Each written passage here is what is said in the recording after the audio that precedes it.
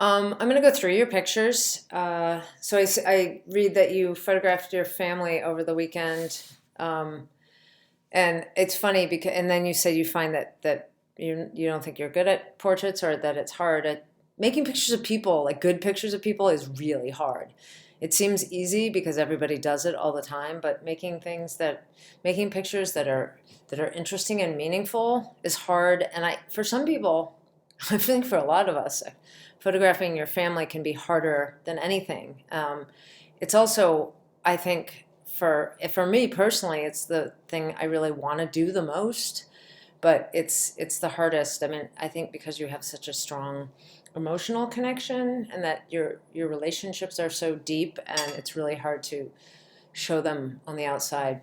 Um, so I'm going to go through and I'm going to talk a little bit about. I think you have a couple really successful pictures. I understand the goofiness as a something to do, but I think the goofiness ends up making the pictures very much like snapshots that don't. They kind of make it so that let's go to a goofy picture as I say this. The people who aren't in the picture, who don't know the people, it makes it even harder for them to connect. Although this one has like a kind of goofiness that's resonant with other people, right? But in fact, in some ways, that one's probably a little bit more successful than some of the other ones as far as goofiness. But anyway, let me go through, and I think this one's pretty good. I kind of like this. I think there's a little bit of she's trying to smile for the camera, but you can tell that's kind of a little bit of a pained smile, and her and the dog is kind of interesting. I think the composition's a little tricky. I end up looking at the trees and the truck and the totally blown out white sky, which would be really nice if you could figure out if you can get just a little bit of tonality in there. I don't know what kind of, if any, post production you're using, but thinking about just pulling down the highlights just a teeny bit, so you just have a little bit of a sky, so that it doesn't look like a cutout, would make that stronger. And then this one of the things to remember is taking pictures against a window um, makes it really, really hard to read the picture. Our eyes want to go to the white. So we go to the white instead of what should be interesting here is the face. So I think that technically this picture has some issues in terms of how dark the side of his face is and the white in the background. So think about that with that picture. Same with this one.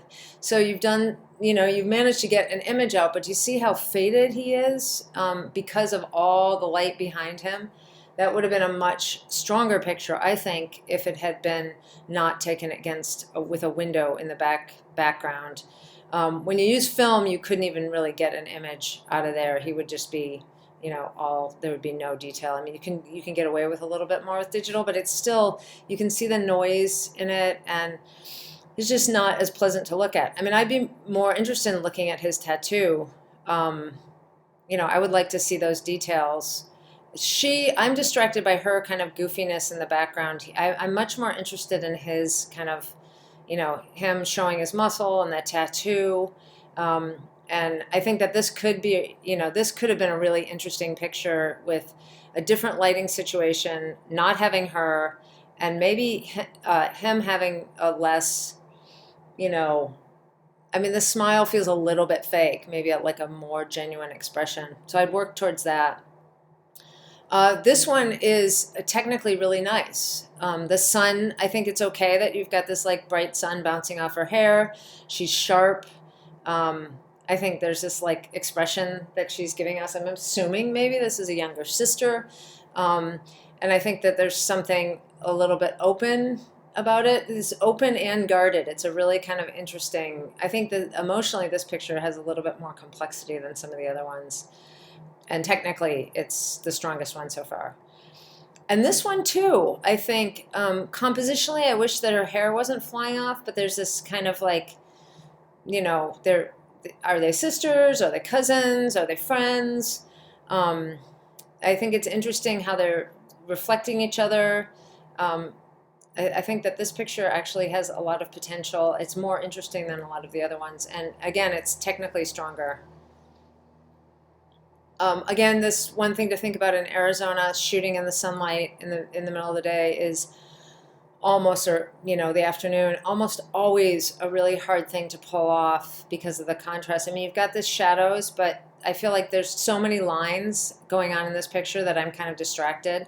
I mean, I'd really like to be concentrating on her arms, and I I see there's like this parallel between the shadow and her arms, but then there's so many other distractions going on. So, this picture doesn't quite, it doesn't quite come together for me. And then this one, feels a little bit, again, it's got some of the same issues with it being taken in the bright sunlight. And it's an example of this angle, which isn't particularly flattering, but it is interesting to put the youngest person that you're showing here at this angle, high up angle, where she looks like she's sitting on a, I don't know, like a swing set or something, or a picnic table or something like that. And it's kind of interesting, but ultimately I feel like this picture comes back again to this like snapshot. I'm not as interested in her expression. And then this one, again, some technical issues. And I think really think about light and how light lands and shadows. And so the shadows make this one kind of hard to read. I mean, it could be if you were taking a lot of kind of strange family pictures. I mean, this one, I'm looking at it now and thinking, in other ways, it could be really interesting because it's actually like this gesture. It feels like they're not totally posing for the camera. I mean, they are and they're not. And there's just like his arm is around her. So, I mean, in some ways, if you took a much more kind of like expressive, experimental approach, a picture like this could work really well because it's unexpected. But when you contrast it with some of the other ones, it feels like it's just kind of a snapshot. I hope that makes sense. And I am like totally opposed to the angle, shooting at an angle. I feel like it draws attention to itself, and it feels like people use it when they don't know how to make their pictures interesting. So they tilt it. It's also got this social media kind of, tinge to it because people do that in social media. They do it to like fit everyone into a selfie, and it feels like the picture saying to me, don't take me very seriously. And then again, you're like repeating the pictures. I feel like you ran out of ideas here at the end. But I do think there's something here, and I think there's a few pictures, and I think starting with your family, I think this one is interesting. I think this one is a relatively strong portrait. And I think that, there's definitely a kernel of something. If I know you find it hard, but I think that portraiture is super hard. And I could see you going back and photographing your family again, taking into account things like lighting and expression and camera angle. And I think that there's something here. I feel an emotional connection to your family in the pictures. And that actually is the hardest thing. The rest of the stuff is work. You have to take a lot of pictures. You have to weed them out. You have to get your subjects to calm down a little bit.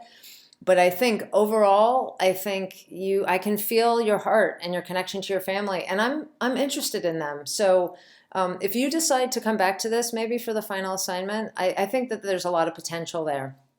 Some work to do, but a lot of potential.